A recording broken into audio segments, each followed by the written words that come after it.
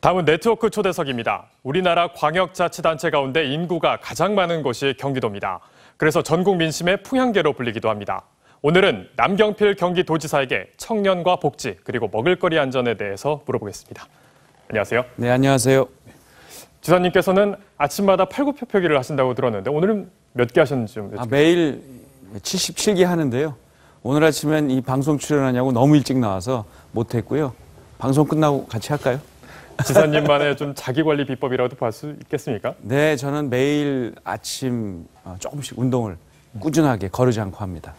오늘 저희가 질문한 첫 번째 질문은 경기도에서 최근 일자리 문제 복지 정책으로 일하는 청년들에게 지원하는 정책을 이제 발표하셨습니다. 네. 중소기업에 근무하는 청년들에게 연금과 복지를 확대하겠다는 내용인데 어떤 내용인지 설명해 주실까요? 그러니까 제가 도지사 되고 나서 보니까요, 이상한 일이 벌어져요. 청년들은 일자리가 없다고 아우성인데 중소기업 대표들 만나보면 사람이 없대요. 네. 동시에 구직난과 구익난이 벌어지는데 경기도에서만 이게 13만 개의 일자리가 지금 비어 있습니다. 네. 왜 그러냐 봤더니 역시 임금이 적다. 그래서 경기도가 이 중소기업에서 10년 동안 근무하면서 본인이 한 달에 30만 원씩만 통장에 넣으면 네. 경기도가 1억을 만들어 드리는 자산을 만드는 자산 형성하는 것. 네. 그리고 조금 수입이 낮은 경우에는 난 연금보다는 한 달에 30만 원씩 보조금을 받고 싶다 하는 경우에는 임금에 대한 보조를 해주고요. 또 복지 포인트를 1년에 한 120만 원까지 드리는 요 세 가지 정책으로 청년들이 중소기업으로 많이 가고 중소기업에 간 청년들은 되도록 오래 근무하도록 하는 정책을 네. 만들었습니다. 약 13만 명 정도가 혜택을 보게 됩니다. 네. 문제는 청년들이 이제 중소기업을 얼마나 택할 것이냐 하는 문제인데요. 네. 중소기업에 이제 종사하다가 이제 경기도가 주는 혜택만 받고 또 다시 대기업으로 갈 수 있는 그런 여건도 있는데 장기적인 안목에서 이게 대안이 되실지 여쭙겠습니다. 그래서 이제 10년 연금입니다. 10년을 중소기업에 근무를 해줘야 이 상품이 만기가 돼서 1억을 받을 수가 있는 거고요. 중간에 그만두게 되면 해지가 되죠. 그래서 저희는 계속해서 중소기업에 머물도록 하는데 이것뿐 갖고는 안 되고요. 사실은 주거 정책이 굉장히 중요합니다. 네. 안정적인 주거를 앞으로 중소기업에서 3년 이상 근무하면 우선 입주할 수 있는 이런 따복주택, 저희가 만호 건설을 지금 하고 있는데요. 네. 이런 정책들이 함께 연결이 돼야 중소기업으로 가고요. 이게 결국은 뭘로 연결되냐 하면 저출산 문제입니다. 네. 이 임금, 주거, 그다음에 보육, 사교육 네. 이런 문제들에 대한 해법을 우리 정치권이 내놓지 않으면 우리 청년들은 결혼하지 않고 그러면 저출산 문제를 해결할 길이 없습니다.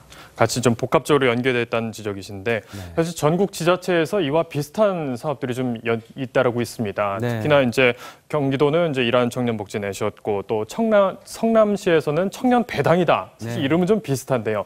이게 어떤 좀 차이가 있는지 좀 헷갈리는 부분도 있습니다. 크게 보면 이 청년 수당은 수당을 주는 거죠. 그러니까 일정한 나이에 있는 사람들에게는 모두 다 주는 겁니다. 네.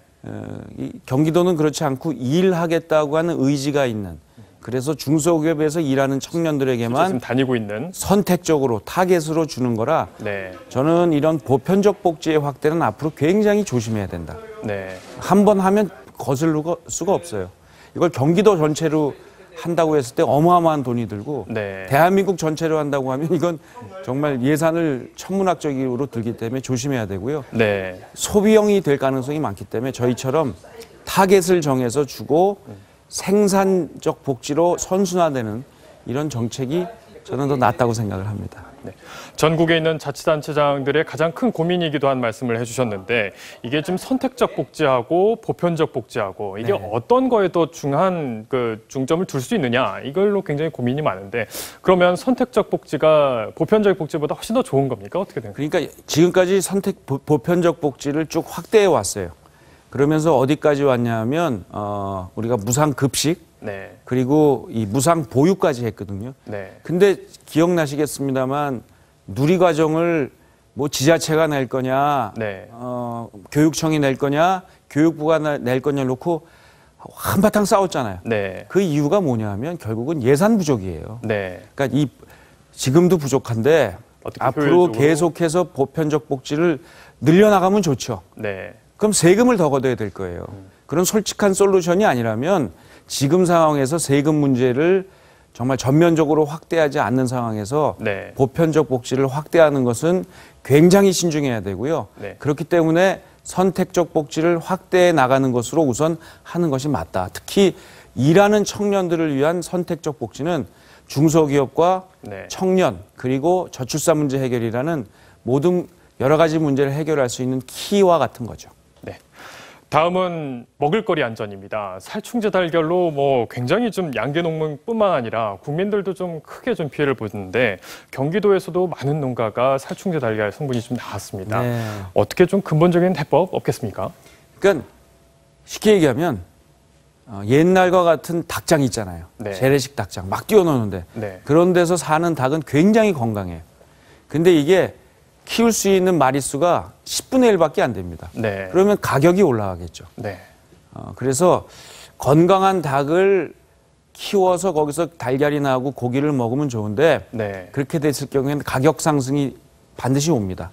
그래서 그것에 대해서 동물복지 농장을 도입해서 가격 상승이 오고요. 네. 또 하나 이제 경기도에서 하려고 하는 것은 이게 너무 올라가기 때문에 소비자 지금 부담이 되지 않겠습니까? 예, 케이지형 중에 네. 지금처럼 닭의 밀도가 높은 게 아니라 그러니까 닭의 행복을 추구할 수 있는 정도의 밀도로 네. 넓히고 시설을 현대화한 네. 그래서 행복 농장으로 추진을 해서 가격 상승을 그렇게 많이 가지 않고도 아주 건강한 달걀을 먹을 수 있는 시스템을 지금 경기도에선 도입하고 아예 법을 만들어서 시행을 하고 있습니다. 좀 특이할 점으로 이번에 사실 좀 공분을 샀던 게 친환경 인증을 받은 달걀 농가에서도 문제가 나왔던 건데 G마크가 찍혀 있는 달걀에서는 한 번도 나오지 않다고 하더라고요. 짧게 한번 설명 좀 예, 부탁드릴까요? 인증이고요. 거기에 대해서 책임을 지려는 관리 철저히 하면 아무래도 먹거리 안전은 지킬 수 있다고 생각합니다. 경기도 먹을거리 안전 우리 국민들이 믿어도 되는 거예요? 네, G마크 찍힌 농산물은 믿으셔도 됩니다. 아주 안전합니다. 네, 알겠습니다. 오늘 말씀 잘 청해 들었습니다. 네, 고맙습니다. 감사합니다. 네.